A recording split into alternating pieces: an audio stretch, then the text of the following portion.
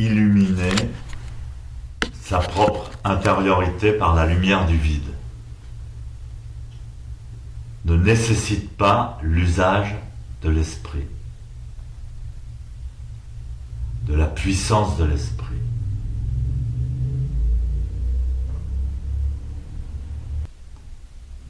Donc on en était venu à la conclusion que cette lumière du vide ne nécessite pas l'usage de la puissance de l'esprit.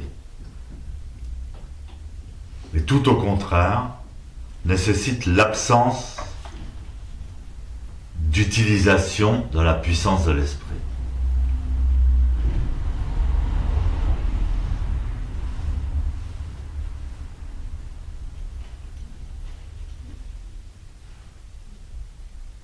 On se retrouve assis en lotus face au mur,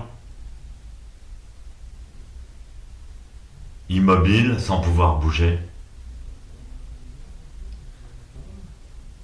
Et on se demande qu'est-ce qu'il faut faire, parce qu'on est toujours habitué à faire quelque chose. Comment il faut penser? Est-ce que le zazen est une condition spéciale?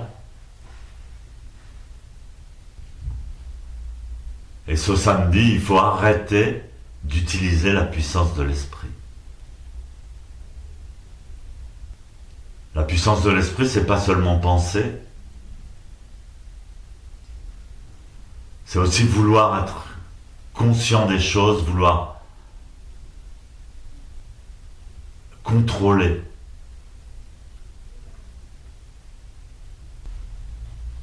Maître Deshimaru explique que les kanji de cette phrase se disent en japonais Komei Jiso,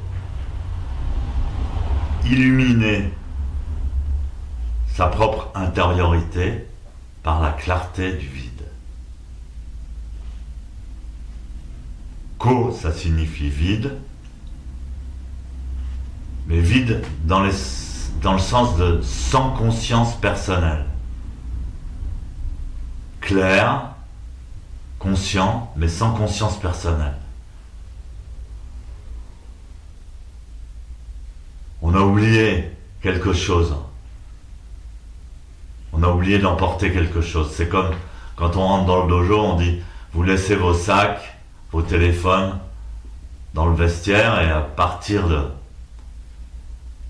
la poutre de la porte d'entrée, on laisse quelque chose derrière nous. C'est sa conscience personnelle. C'est pour ça qu'il y a tout un rituel et un comportement, behavior en anglais, l'étude du comportement, de la gestuelle. Donc il y a un comportement, une gestuelle dans le dojo codifiée. On ne fait pas ce que la conscience personnelle a envie de faire. On suit ce qu'on appelle les règles du dojo. On rentre du pied gauche, pas du pied droit. Sauf le maître qui doit rentrer du pied droit et sortir du pied gauche. Sinon, on doit rentrer du pied gauche et sortir du pied droit. C'est un code qui fait qu'on ne suit plus notre conscience personnelle. Ensuite, on place son zafu, on salue face au mur, on salue ses voisins. Tout le comportement est minutieusement codifié. Et encore dans les temples au Japon, c'est encore beaucoup plus développé. Nous, on a gardé l'essentiel, mais... Et ensuite, on s'assoit dans la position du lotus. On se redresse bien. Donc la posture doit être forte, droite, mais pas par la volonté. En fait, notre conscience personnelle occupe beaucoup de place, beaucoup d'espace dans notre réalité. Quand elle disparaît, quand on l'oublie, quand elle s'évanouit, se révèle alors la clarté du vide.